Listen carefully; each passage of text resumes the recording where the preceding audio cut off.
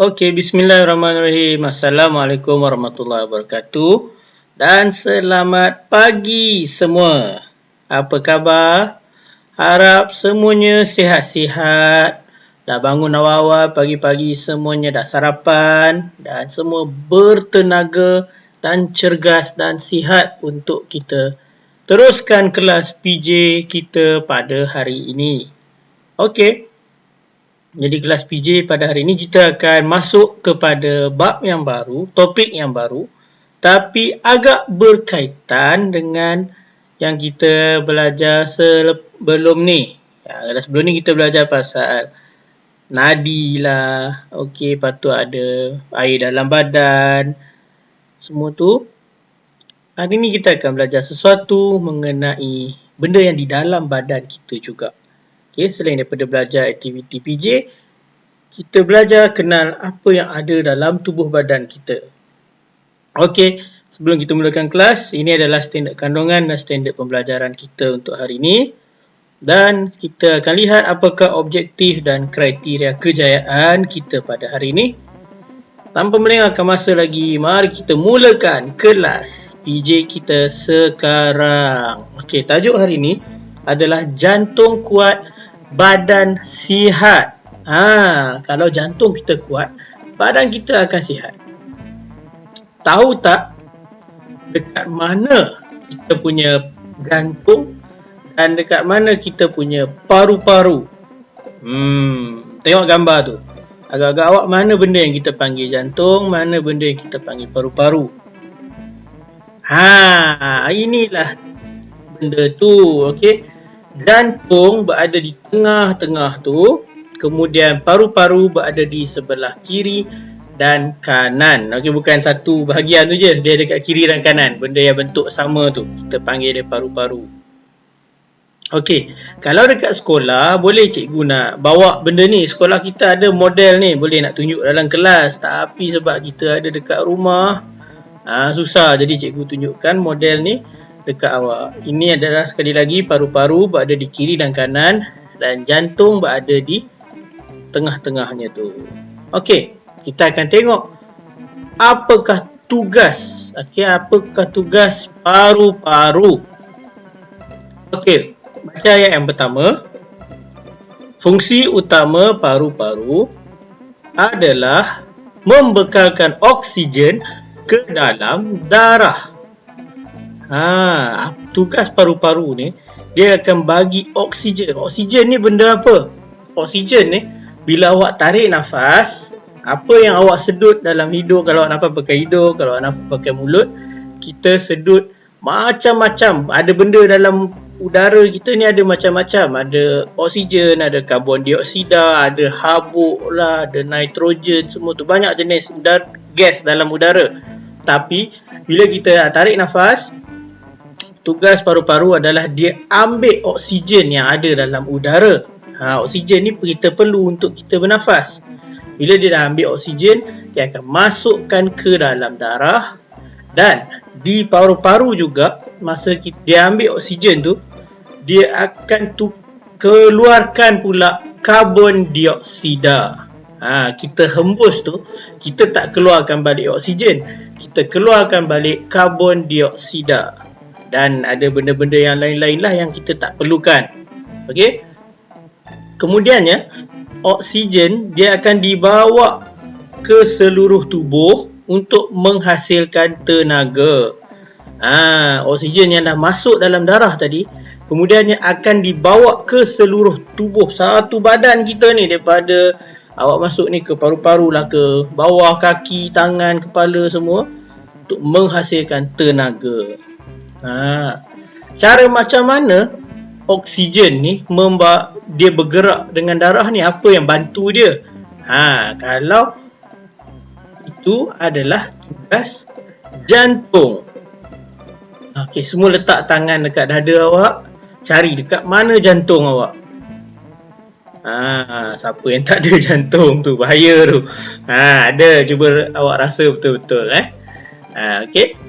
Jantung yang sihat berdegup tu apa? Dia punya pergerakan tu lah. Bila awak letak tangan tu, awak rasa macam ada benda bergerak kat dalam tu, kita namakan dia berdegup. Okay? Jantung yang sihat berdegup lebih 86,000 kali sehari tanpa henti. Dalam masa satu hari, jantung awak ni berdegup lebih daripada 86,000 kali. Banyak tu.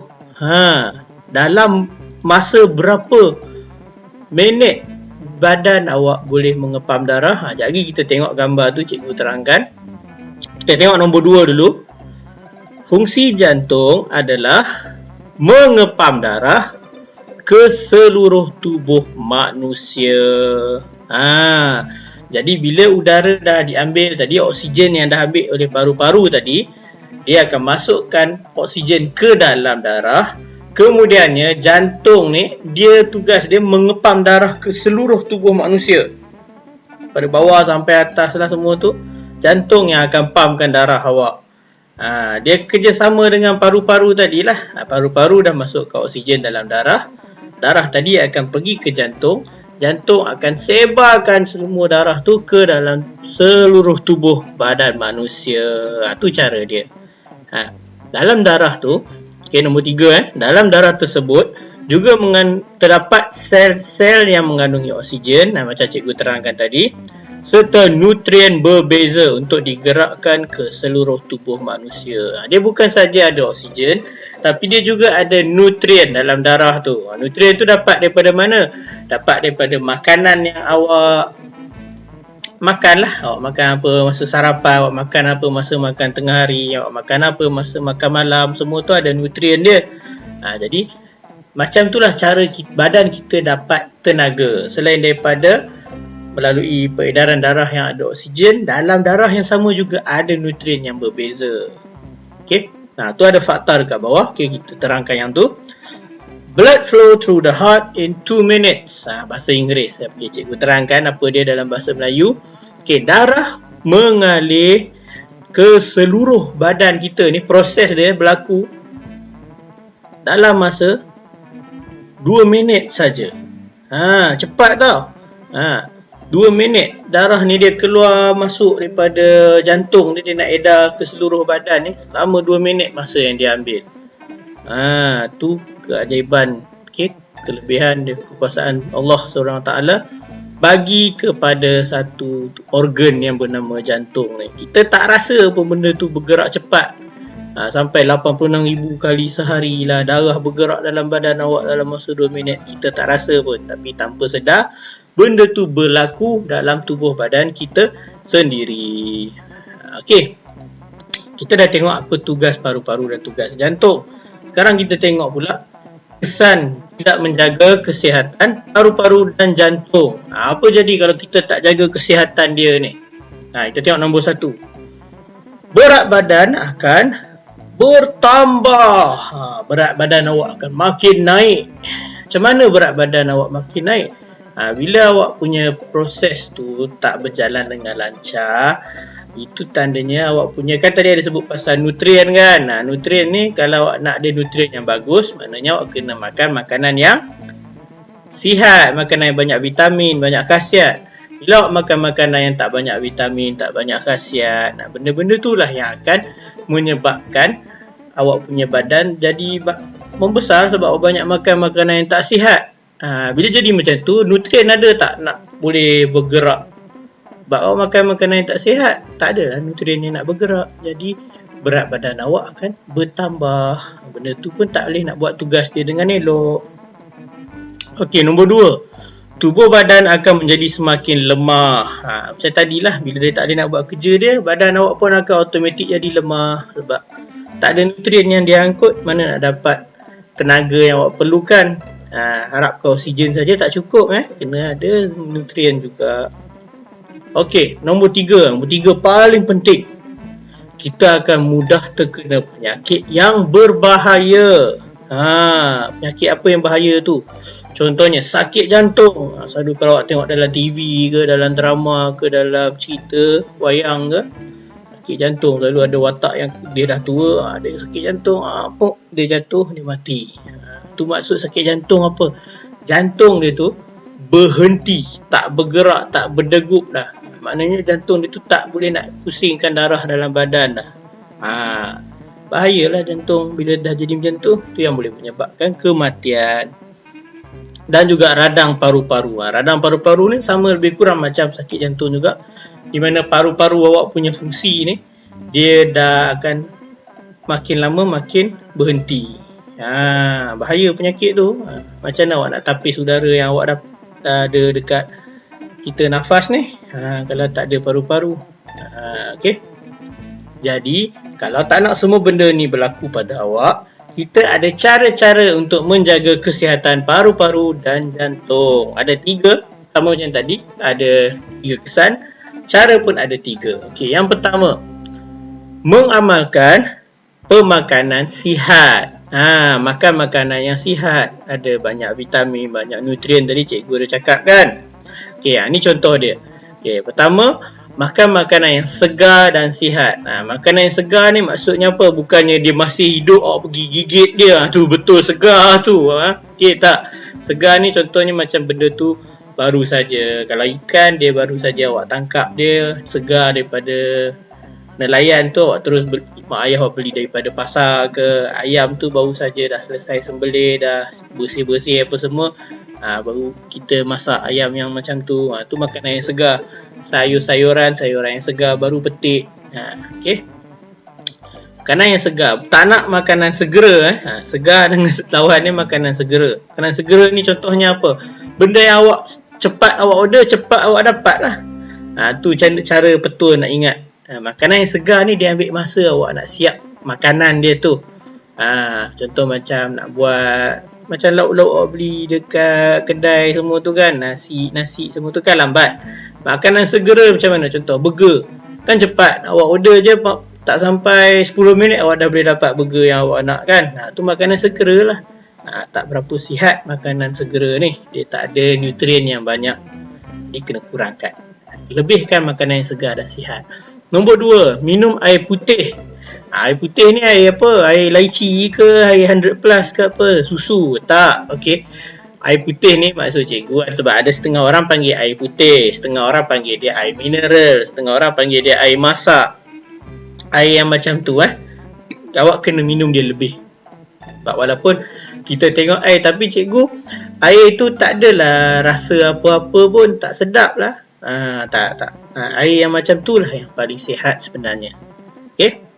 Nombor 3, kurangkan makanan segera. Tadi dah sebut dah. Dan minuman bergula. Sebab tu air putih ni dia sihat. Air minuman yang bergula ni bukannya tak bagus. Bagus juga. Ada jenis air yang macam bagi awak tenaga. Contoh macam air 100 plus ke air jus semua tu ada bagi tenaga kan. Bagus. Cuma kena kurangkan. Tak boleh ambil macam hari-hari daripada Isnin sampai Ahad awak makan burger je. Tak, minuman pula awak daripada Isnin sampai hari Ahad tu minum Milo je, tak ada minum yang masak langsung. Tak bagus juga kalau macam tu. Kena kurangkan, ambil sikit-sikit. Jangan ambil selalu. Okey, nombor 2. Berhenti merokok. Ni untuk kalau ada siapa-siapa yang awak kenal dia merokok kan. Bila merokok, benda tu kan ada asap dia kan. Dalam rokok ni dia ada bahan-bahan kimia dia sekali, ada dia punya benda-benda yang berbahaya. Jadi bila awak merokok, benda tu boleh bila sedut kan, dia masuk kat dalam awak punya paru-paru dan jantung. Awal-awal mungkin dia tak jadi sakit, dia lama kelamaan bila dah tua baru datang dia punya sakit tu. Jadi kalau kita tak nak susah di masa depan, di masa awak dah tua, janganlah merokok. Okey. Dan nombor 3. Nombor 3 adalah bersenam. Kena rajin buat senaman macam kita selalu buat masa kelas PJ. Okey. Ni antara contoh senaman yang boleh awak lakukan di rumah untuk menjaga kesihatan paru-paru dan juga jantung. Benda kalau awak buat senaman yang cikgu tuliskan ni, dia baik, senaman ni baik untuk awak punya nak jaga kesihatan paru-paru dan jantung. Okey, apa senaman yang pertama? Berlari. Berlari. Kalau tak larat nak lari, boleh jogging. Jogging kan macam pelan sikit kan. Kalau tak larat juga nak jogging, boleh berjalan. Cuma jalan tu bukannya awak daripada bilik awak jalan pergi dapur, ambil makanan, pergi kat meja nak makan, dah kenyang, pergi jalan, pergi singki, basuh pinggan. Bukan macam tu. Berjalan ni maksudnya jalan yang lebih kurang sama banyaknya dengan awak nak jogging. Contohnya selalu orang jogging keliling padang kan. Jalan keliling padang tu juga sama. Langkah yang sama, luasan yang sama. Bukan jalan yang biasa-biasa awak pergi Tesco, awak beli barang, jalan, awak balik. Tu tak kira. Okay, nombor 2, skip. Skip ni selalu orang panggil dia skipping, yang main tali tu. Skipping pun bagus. Nombor 3, turun naik bangku. Naik turun naik kerusi. Awak langkah satu kaki, naik atas kerusi, kemudian naik lagi satu kaki, kemudian turun satu kaki, turun satu lagi kaki. Awak tukar-tukar lah ikut awak lah, nak guna kaki kanan dulu ke, nak mula kaki kiri dulu ke. Buat dalam secara berulang. Buat dalam contoh, dalam 1 minit awak cuba untuk buat 20 kali ke. Okay. Kalau tak ada bangku kat rumah macam mana cikgu? Tak ada bangku. Bangku tu kerusi siapa yang tak tahu. Kalau tak ada bangku ni di kerusi yang rendah sikit, bukan kerusi yang tinggi tu. Kerusi yang rendah dan dia panjang tu. Kalau tak ada bangku, kalau rumah awak ada tangga. Ni bukan tangga yang nak buat panjat rumah tu. Tak. Tangga yang biasa tu. Kalau awak ada tangga tu, boleh gunakan tangga sebagai ganti. Kalau tak ada juga tangga tu, tak apa. Gunakan apa-apa benda yang boleh jadi awak satu tingkat lebih tinggi. Mungkin katil ada dekat rumah awak, boleh buat aktiviti yang sama, gunakan katil ataupun tilam. Jangan awak dah naik, tak turun-turun dah, awak terus tidur. Tak boleh Okey, kalau nak lagi seronok, ada di bawah, bermain papan roda. Papan roda ni ataupun orang kenal dia dalam bahasa Inggeris skateboard. Kalau awak ada skateboard, boleh guna untuk bermain dia juga. Okay, dia bagus untuk jaga kesihatan paru-paru dan jantung. Dan akhir sekali, tarian aerobik dengan jurulatih. Jurulatih ni siapa? Kalau macam dekat sekolah, maksudnya cikgu lah. Kalau buat dekat luar, orang luar yang ajar awak, orang tu kita panggil dia jurulatih. Tarian aerobik ni macam mana? Takkan tak pernah awak tengok yang ada orang bersenam tapi sambil pasang lagu tu kan. Yang macam dia punya langkah senaman dia macam menari sikit tu. Itu kita panggil tarian aerobik. Ini pun bagus untuk bantu awak jaga kesihatan paru-paru dan jantung. Beza dia kenapa cikgu buat turutan macam ni, sebab dia makin ke bawah adalah makin dia punya tingkat kesusahan dia tu. Okay. Jadi tarian aerobik ni makin susah. Kenapa? Sebab tarian aerobik dia banyak langkah. Dia dalam masa 1 jam, ada banyak jenis senaman, banyak jenis tarian yang diselitkan dalam aerobik tu. Tapi tak apa, dia bila awak buat benda ni, dia langkah-langkah yang ditunjukkan tu dia menyeronokkan. Jadi awak tak sedar pun masa tu selama 1 jam dah jalan. Okay? Boleh buat kat rumah, awak boleh search di kat YouTube. Ada banyak tarian aerobik yang awak boleh lakukan sendiri di rumah, ataupun awak boleh buka Didik TV. Ada yang sesi bersenam bersama Intan Serah tu. Dia pun ada juga buat tunjuk contoh-contoh senaman. Awak boleh ikut contoh senaman macam yang ditunjukkan tu, ataupun boleh lakukan senaman yang macam cikgu akan berikan dekat awak dalam Google Form. Dalam Google Form tu juga ada latihan yang awak kena lengkapkan. Latihan tu mengenai topik kita hari ni lah. Okey. Jadi itu saja untuk kelas pendidikan jasmani kita pada hari ini. Terima kasih dan jumpa lagi dalam kelas PJ yang seterusnya. Bye. Assalamualaikum.